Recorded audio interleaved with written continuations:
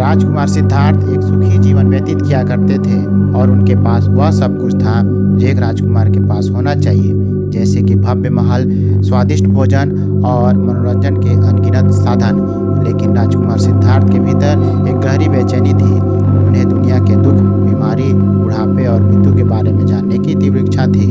एक दिन राजकुमार सिद्धार्थ महल से बाहर निकलने का अवसर पाकर उन्होंने पहली बार दुख, बीमारी, बुढ़ापे और मृत्यु का साक्षात्कार किया। यह उनके लिए एक गहरा सदमा था। उन्होंने महसूस किया कि इन दुखों में कोई भी छूटा नहीं है, चाहे वह राजा हो या प्रजा। इसका अनुभव उन्हें दुखी कर दिया। उन्हें राजपाट त्यागने और इन दुखों का कारण जानने का प्रण लिया। उन्होंने वैभवपूर्ण जीवन छोड़ दिया और एक साधारण साधु का जीवन अपना लिया। राजकुमार सिद्धार्थ ने कई वर्षों तक उन्होंने विभिन्न शिक्षकों से ज्ञान प्राप्त किया और कठोर तपस्या की। उन्होंने गहरे ध्यान में बैठकर जीवन के रहस्य को समझने का प्रयास किया।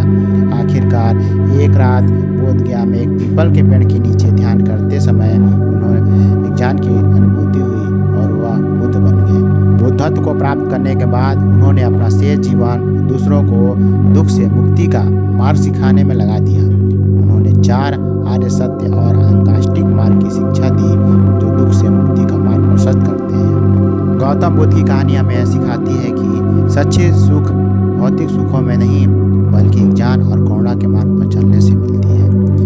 वे हमें यह भी याद दिलाते हैं कि कठिन परिश्रम, दृढ़ संकल्प और सहानुभूति के माध्यम से हम अपने जीवन में किसी भी लक्ष्य को प्राप्त कर सकते हैं। आपको यह कहानी कैसे लगी हमें कमेंट में जरूर बताएं और ऐसे ही अच्छी कहानी पढ़ने के लिए हमारे साथ जुड़ते रहें। एक समय की बात है जब अंगुलीमाल एक कुख्यात डाकू हुआ करता था और वह अपने जो किए हुए अपराधों का दंड भुगतने से बचने के लिए घने जंगल में छिप जाता था। एक दिन गौतम बुद्ध भी उसी जंगल से जा रहे थे। तभी अंगुलीमाल अचानक से उनके सामने आता है। गौतम बुद्ध अंगुलीमाल को देख शांति से पूछते हैं कि वह कहाँ जा रहा है, पर अंगुलीमाल गौतम बुद्ध को पहचान नहीं पाता और वह उन पर अपने हथियारों से हमला करने की कोशिश करता है। गौतम बुद्ध अपने ऊपर हमला होते हुए देखकर भी गौतम बुद्ध डरे नहीं, वे वहीं खड़े रहे। यह देख अंगुलीमाल चकित होता है और वह गौतम बुद्ध से पूछता है कि वह जब उन पर हमला कर रहा था तब वे इतने शांत कैसे थे और वे भी बिना डरे हुए। तभी गौतम बुद्ध जवाब देते हैं और शांति स्वर में अंगुलीमाल से कहते हैं, सुनो, मैं पहले भी यहाँ से जा चुका हूँ।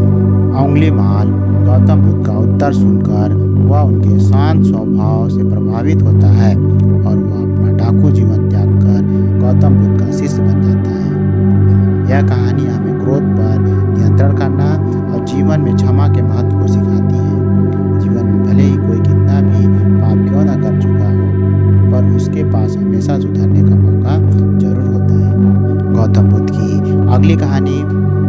एक बार की बात है जब गौतम बुद्ध अपने शिष्यों को भिक्षा लेते हुए देख रहे थे, तभी एक शिष्य के भिक्षा पात्र में उन्हें एक नन्ही चींटी गिरी और वह बाहर निकलने के लिए बहुत संघर्ष करने लगी। यह देख गौतम बुद्ध ने धीरे से एक पेड़ के पत्ते को लेकर चींटी को उस पर उठा लिया ताकि वह डूबने से बच जाए।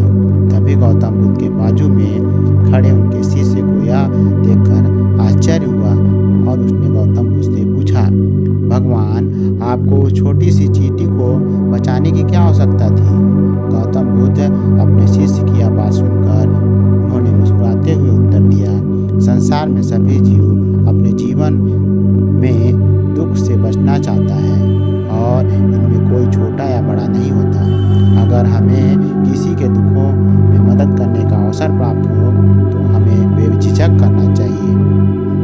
यह कहानी हमें जीवन में सभी प्राणियों के प्रति करुणा और दया का भाव रखने का महत्व सिखाती है और इससे हमारे जीवन में महत्व प्राप्त होता है। आपको यह कहानी कैसी लगी हमें कमेंट करके जरूर बताइए और ऐसे ही अच्छी कहानी पढ़ने के लिए हमारे साथ जुड़ते रहें। आपका धन्यवाद।